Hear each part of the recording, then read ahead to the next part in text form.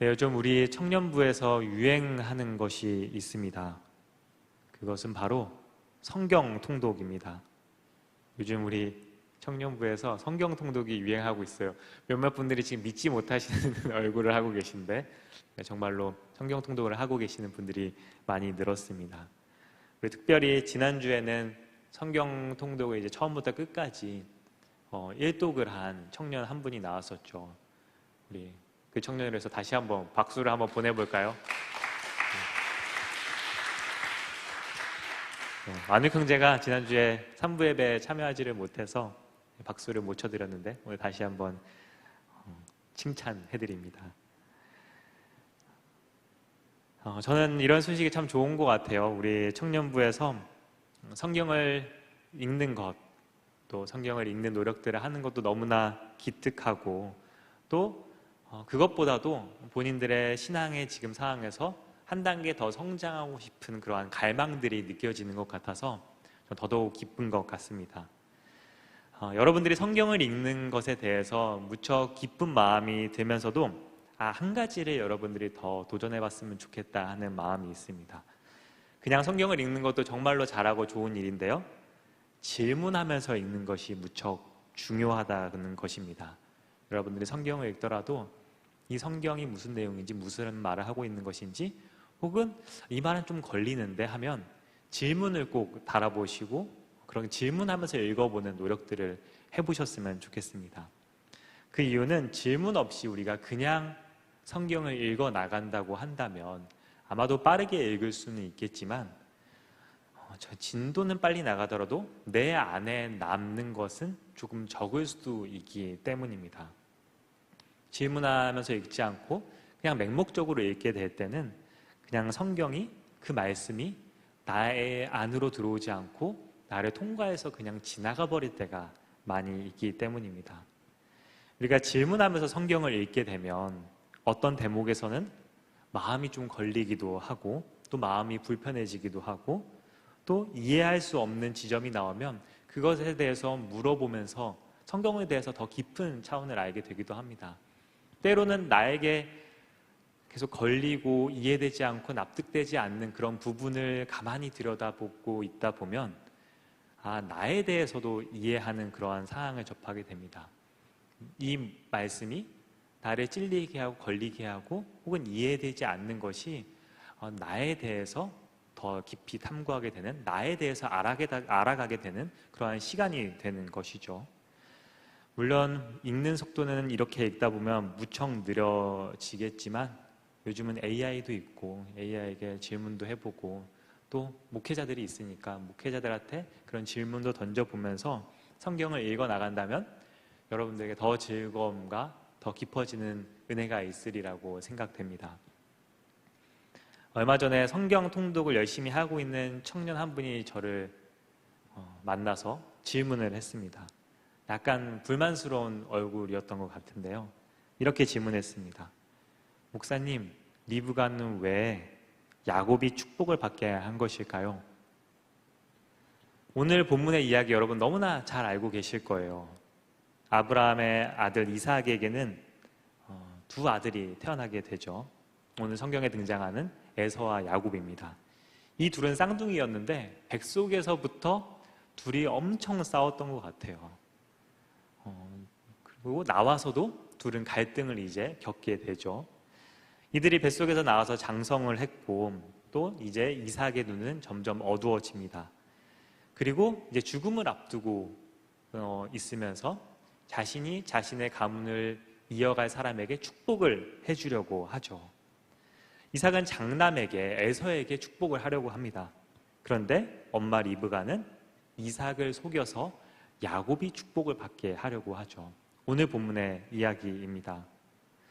저도 과거에 이 본문을 읽을 때 성경청 옆에다가 이렇게 질문을 써놓았던 것이 기억이 나는 것 같아요.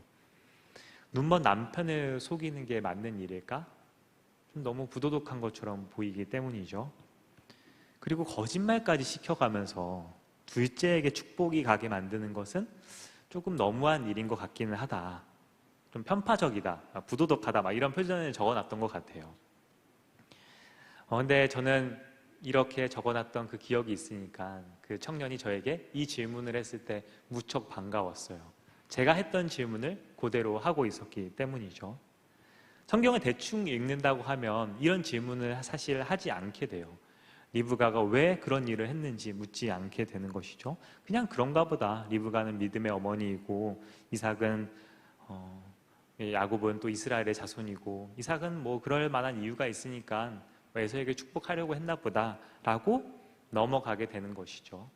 그렇지만 이런 질문을 던질 때 우리는 성경에 담겨있는 더 큰 의미를 발견할 수 있게 됩니다. 그 청년의 질문을 들을 때 한편으로는 피식하기도 했어요. 그 질문을 한 청년이 첫째였기 때문이죠. 뭔가 불만이었던 것 같아요. 왜 첫째가 축복을 받지 못하게 하고 둘째가 축복을 받게 하는지. 저는 물론 리브가가 부도덕하다고 생각을 했지만 리브가가 야곱에게 축복받게 하는 것을 약간 쌤통처럼 여겼습니다. 저는 둘째이기 때문입니다. 내심 기분이 좋더라고요. 엄마가 내 편 들어주는 것 같은 기분이 들었던 거죠. 저도 한 번쯤은 누나를 이겨보고 싶은 마음이 있었는데 한 번도 이겨본 적이 없어요. 그래서 아마도 그 야곱이 리브가를 통해서 축복을 받게 되는 것이 아주 기분 좋게 느껴졌던 것 같아요. 성경이 우리에게 들어올 때는 언제나 우리가 서 있는 자리를 통과해서 우리에게로 들어옵니다. 그러니까 여러분들이 있는 상황마다 여러분들이 가지고 있는 배경에 따라서 우리는 성경을 다르게 읽게 되는 것이죠. 이것이 성경을 읽는 아주 재미있는 묘미이기도 합니다. 이 질문을 한 청년에게 제가 그날 열심히 설명은 한 것 같은데 속 시원하게 대답해 주었다는 생각이 들지 않는 것 같아요.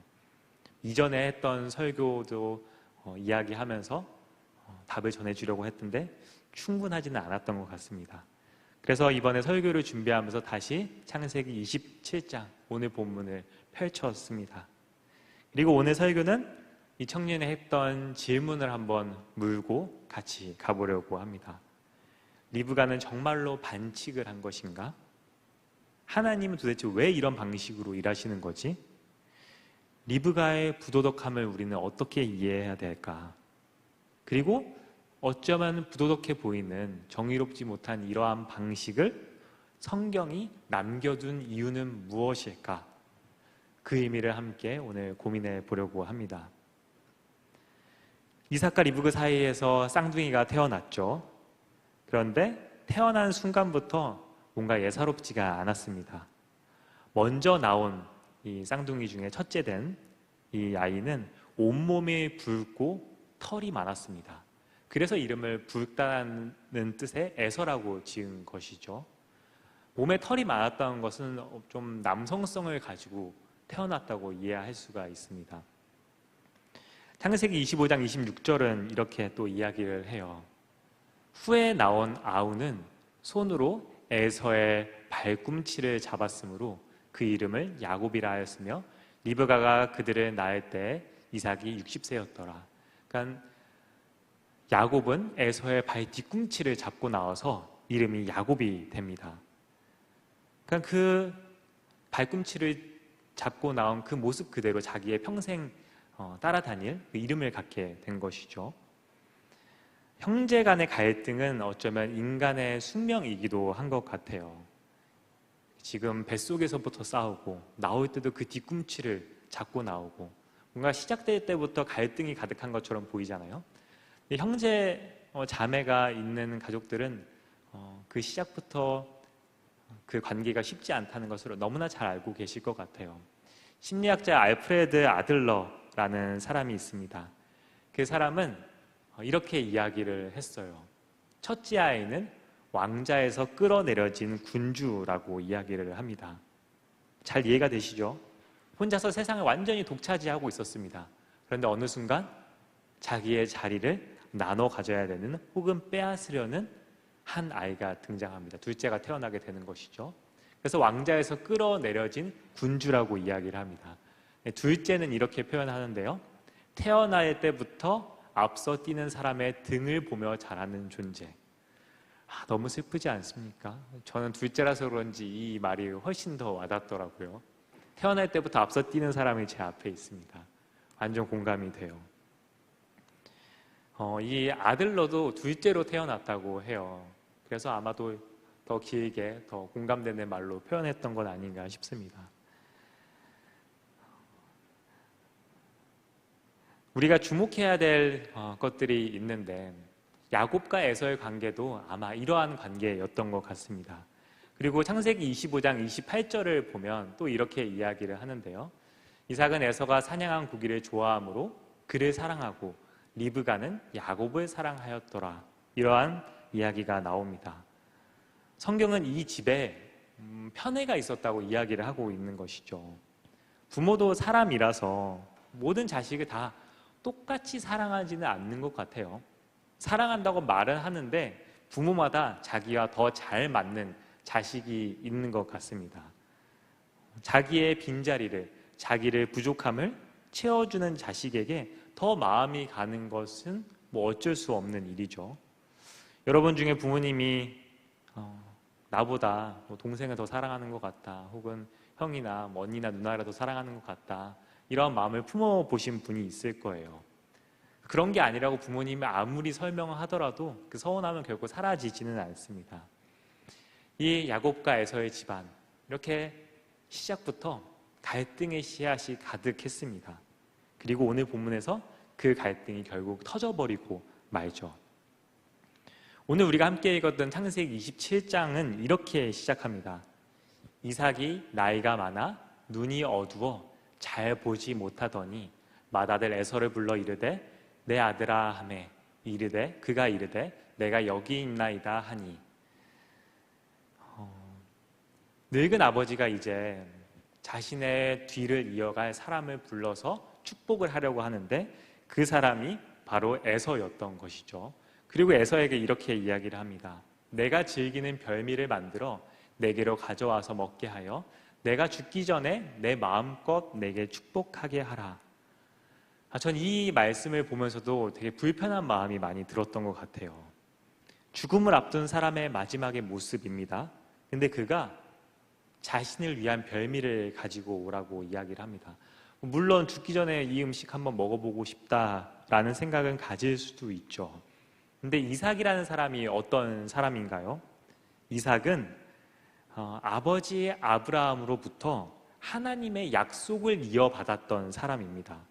하나님께서는 아브라함을 통해서 내 자손을 통해서 큰 민족을 이루고 모든 땅이 너의 모든 족속으로 말미암아 복을 받게 하겠다라는 아브라함에게 그런 약속을 주셨고, 그 약속은 아브라함에게서 이삭으로 이어졌습니다. 근데 이제 이삭이 자신이 받았던 그 축복과 사명을 자식에게 이어줘야 할 그 상황에 지금 이삭은 나에게 별미 좀 가지고 와다오. 내가 네가 가지고 오는 그 별미를 꼭 먹고 싶다 라고 이야기하고 있는 것입니다. 두 아들 가운데서 한 사람에게로 민족의 그 중심이 옮겨가게 되는 그 중요한 순간에 집안의 가장이 지금 붙잡고 있는 것은 자기의 입맛이었던 것이죠. 이 앞장을 보면 이 장면이 조금 더 무겁게 다가오게 됩니다. 창세기 26장 34절에 35절을 보면 에서가 40세에 헷족 속 브에리의 딸 유딕과 헷족 속 엘론의 딸 바스맛을 아내로 맞이하였더니 그들이 이삭과 리브가의 마음에 근심이 되었더라 라는 말씀이 있습니다.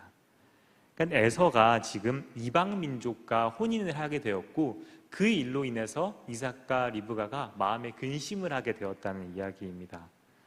이스라엘 백성들은 이방 민족과의 결혼을 무척이나 경계했습니다. 그 이유는 이방 민족과 결혼하는 순간 이방 민족이 믿고 있던 신을 집안으로 가지고 오는 것이기 되기 때문에 그것을 철저하게 금지했던 것이죠. 그러니까 에서는 지금 하나님의 그러한 축복을 이어갈 만한, 이스라엘 민족을 앞으로 이어갈 만한 사람이 되지 못하고 있다는 것을 성경 앞에서 계속 이야기하고 있는 것입니다. 에서는 아브라함이 받았던 그 언약을 이어갈 수 없는 사람임을 성경에서 미리 이야기하고 있는 것이죠. 그런데 27장을 잘 살펴봐도 그 어디에도 이삭이 이 부분에 대해서 염려하는 것이 등장하지 않습니다. 그냥 그는 아무 일도 없었듯이 맏아들을 부르고 사냥을 시키고 별미를 기다리고 있는 것이죠. 이삭이 눈이 어두웠다고 성경을 말하고 있지만 그가 보지 못한 것은 아들의 얼굴은 아니었던 것 같습니다. 이삭이 정작 보지 못하고 있었던 것은 하나님의 뜻이 누구를 통해서 이어져야 할지를 전혀 알지 못하고 보지 못하고 감도 잡지 못하고 있었던 것이죠. 이삭이 그저 에서를 좋아했던 이유는 무엇일까요? 이삭 나름의 사연도 있었을 것 같아요. 이삭에게는 이복 형제가 있었거든요. 이스마엘이 있었습니다. 이스마엘이 자기보다 먼저 태어났던 형이었죠. 이복 형제였습니다. 성경은 또 이삭에 대해서 아브라함이 모리아산으로 끌고 가서 그를 결박해서 하나님께 제물로 바칠 그런 위험에 처했던 인물이라고도 이야기를 합니다. 그런데 신기한 것은 이삭이 모리아산에서 겪었던 그 일 이후에 어떤 이야기도 하지 않는 것처럼 성경은 묘사를 하고 있습니다. 이삭의 이야기가 확 줄어들고 그의 목소리가 줄어들고 이삭과 아브라함의 관계, 이삭과 하나님의 관계에 대해서는 성경이 1절 언급하지 않습니다. 그냥 우물이나 파면서 살아가는 사람처럼 성경이 그리고 있는 것이죠.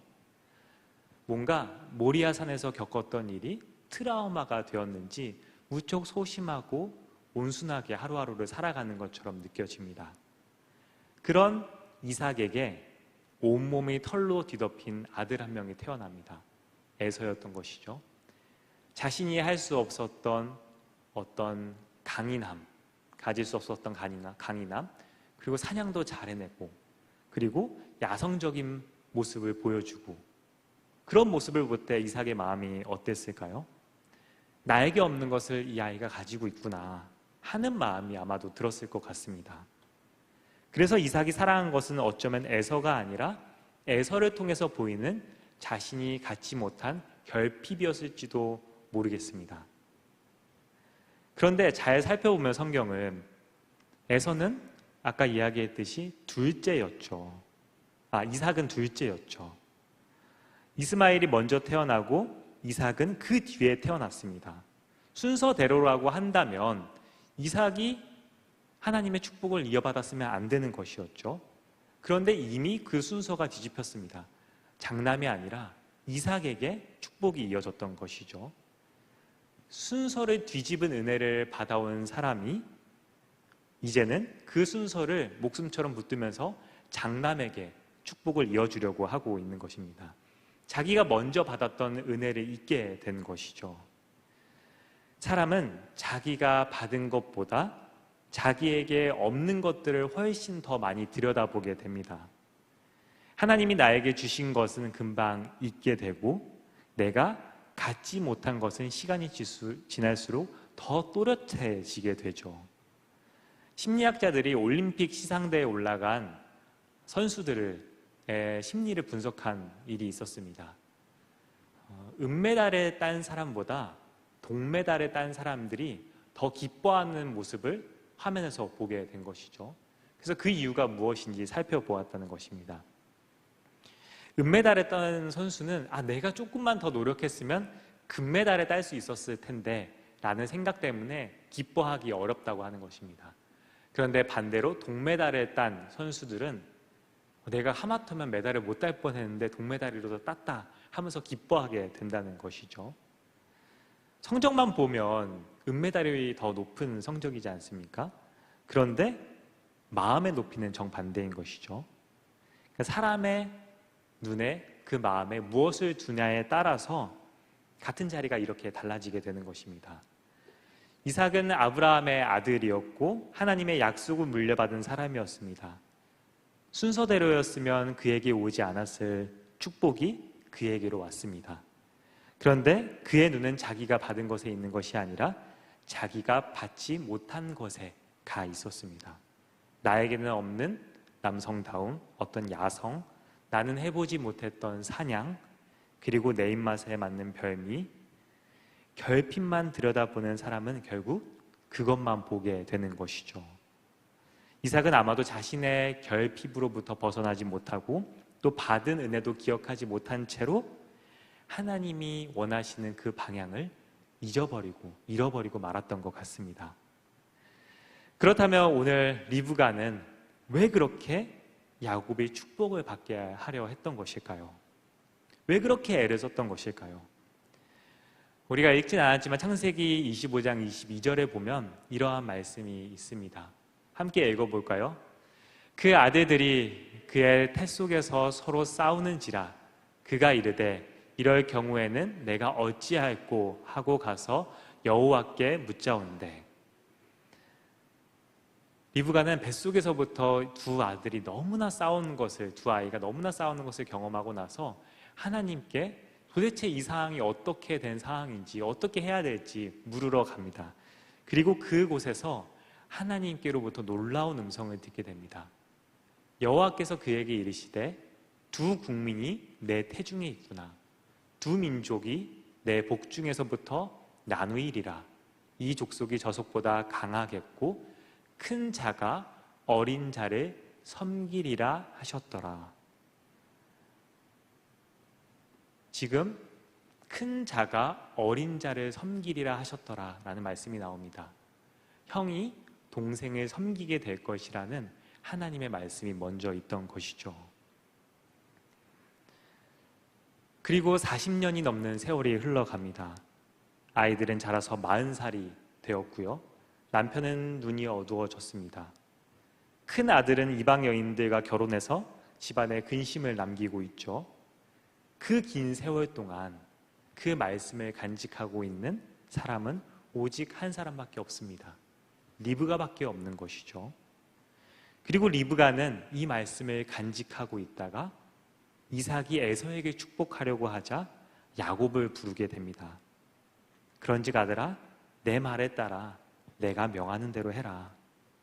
여기서 내 말에 따라 라고 번역된 단어는 내 목소리를 들으라 라고 하는 단어입니다. 하나님께로 내가 받았던 그 말씀을 이제 너가 들어라 라고 이야기를 한 것이죠. 40년 동안 아무도 기억하지 못했던 그 말씀을 이제 리브가가 하기 시작한 것입니다. 리브가가 내가 주는 음식을 가지고 아버지께로 들어가서 너가 에서인 척을 하고 너가 축복을 받으라 라고 이야기를 하자 야곱은 약간 겁을 먹었던 것 같습니다.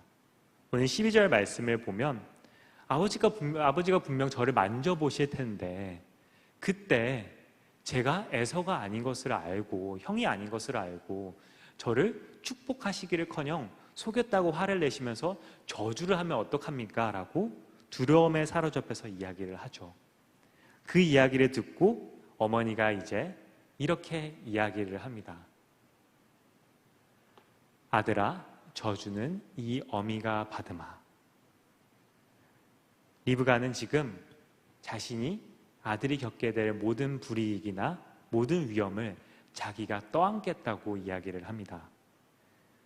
아버지가 중심인 집안에서 아버지의 뜻을 거스르고 장자에게 모든 것이 가야 된다고 하는 그 견고한 질서와 도덕, 이것을 깨트리는 일, 그리고 그 뒤에 따라오게 될 모든 비난과 저주까지 자기가 다 떠안겠다고 이야기를 하는 것입니다.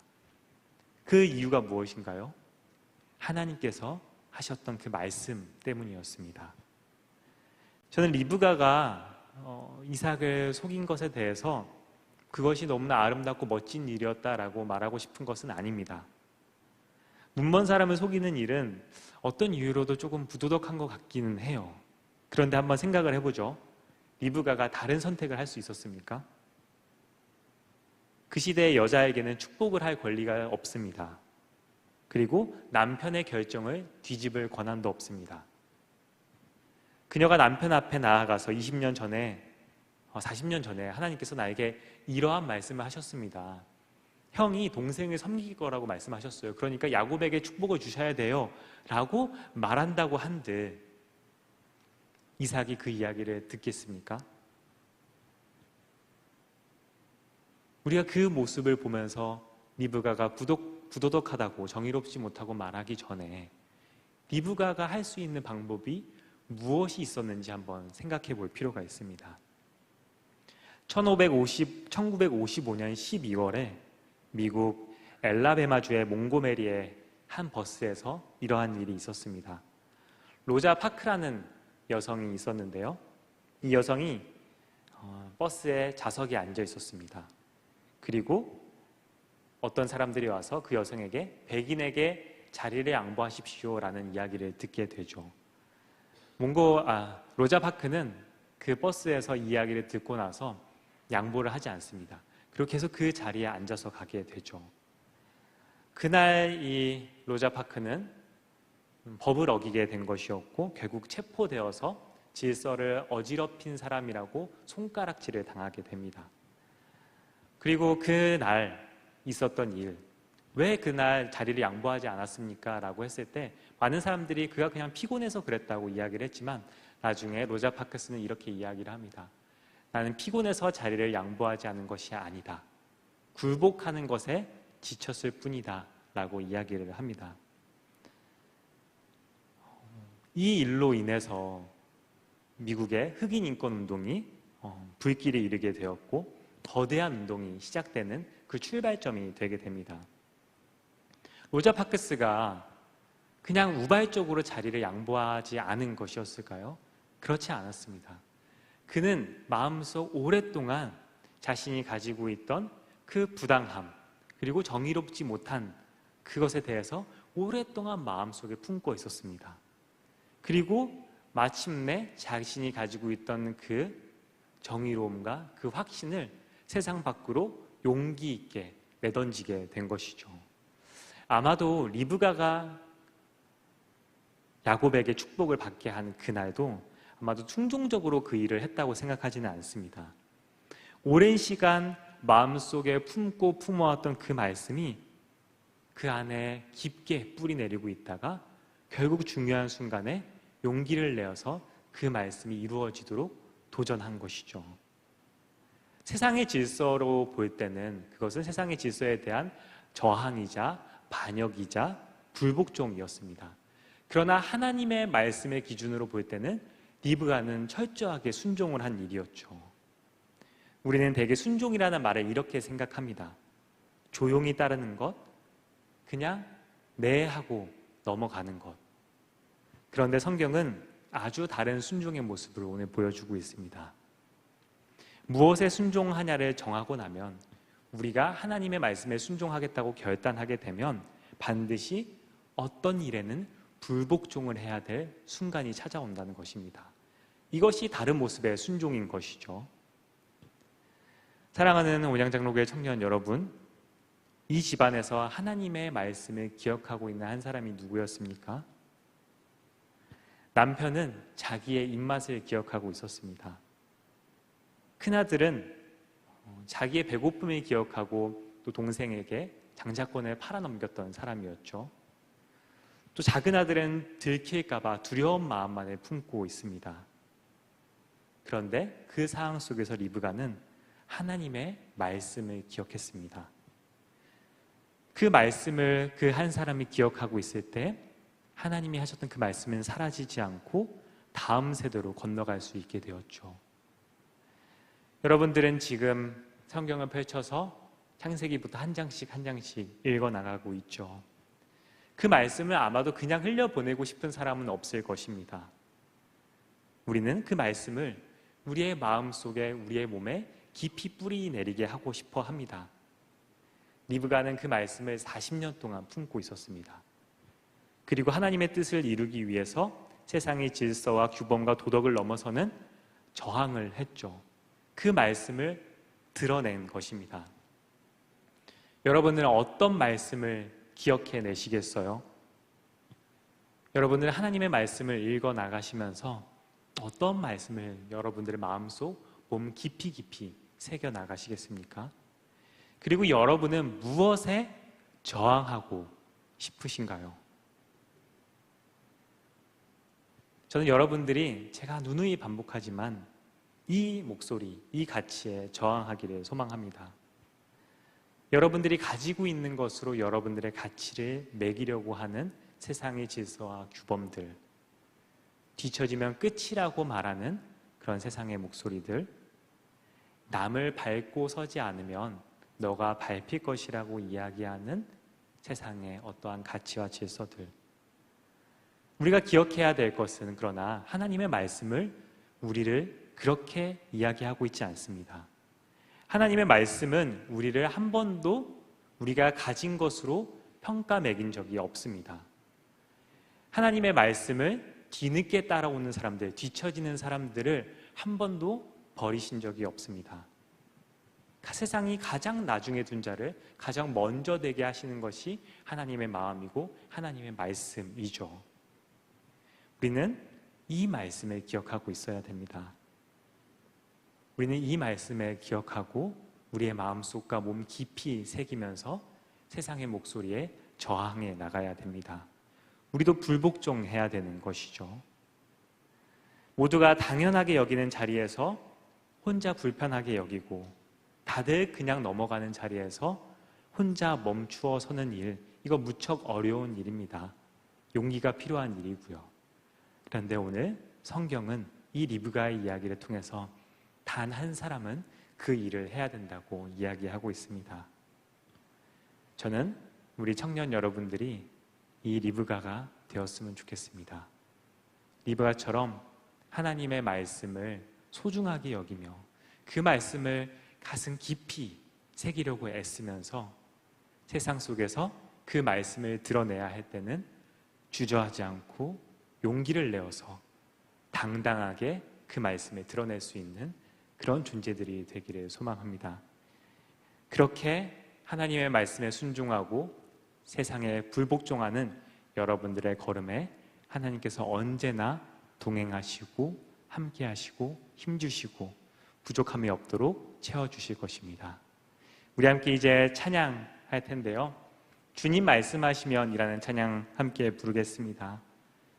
우리가 주님의 말씀에는 순종하면서 언제나 용감한 걸음을 내딛고, 주님의 말씀이 아닌 그 자리에서는 언제나 멈춰서는 우리 청년들이 되기를 소망합니다.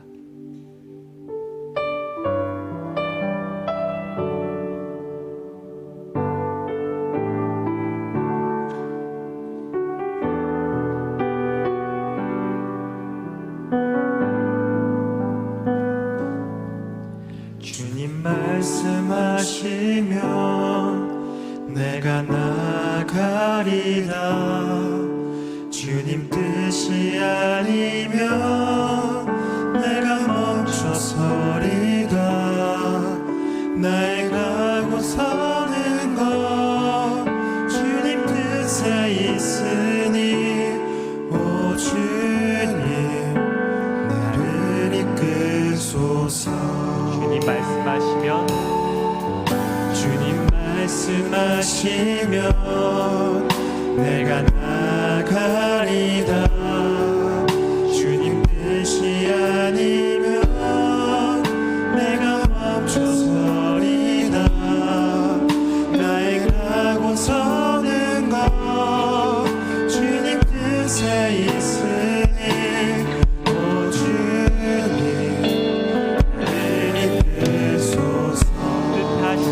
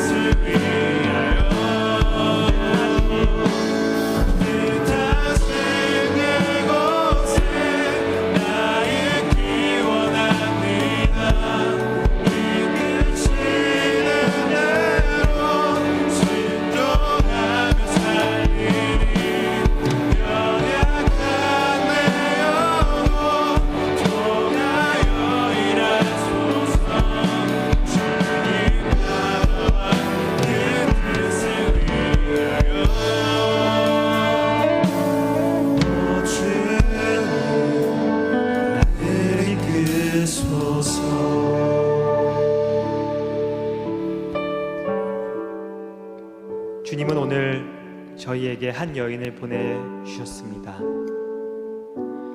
아무도 묻지 않을 때 홀로 주께 나아가 묻고, 아무도 기억하지 않는 말씀을 가슴 깊이 품고 걸어간 사람입니다. 그가 배운 것을 우리도 배우게 하여 주옵소서. 리브가에게서 묻는 법을 배우게 하시고 견디는 법을 배우게 하시고 하나님 편에 서는 그 방법을 배우게 하여 주옵소서. 말씀 편에 서느라 홀로 남겨지는 그 자리까지도 우리가 피하지 않는 법을 배우게 하여 주옵소서. 그리하여 모두가 당연하다고 여기는 그 자리에서 우리 한 사람은 멈춰 설 수 있는 용기를 보여주게 하시고, 아무도 말하지 않는 그 자리에서 이불을 열어서 하나님의 말씀을 전하는 저희가 되게 하여 주옵소서. 그 걸음에 희생이 따르거든 그 희생도 우리가 지겠다고 용기 있게 말할 수 있는 그 믿음도 허락하여 주옵소서. 이제는 우리 주 예수 그리스도의 놀라운 은혜와 하나님 아버지의 무한하신 사랑과 성령님의 거룩한 친교가 기억하는 마음속에 멈춰서는 걸음에 말씀의 편에 서려는 그 용기에 이제부터 영원토록 함께 하시기를 간절히 축원하옵나이다. 아멘.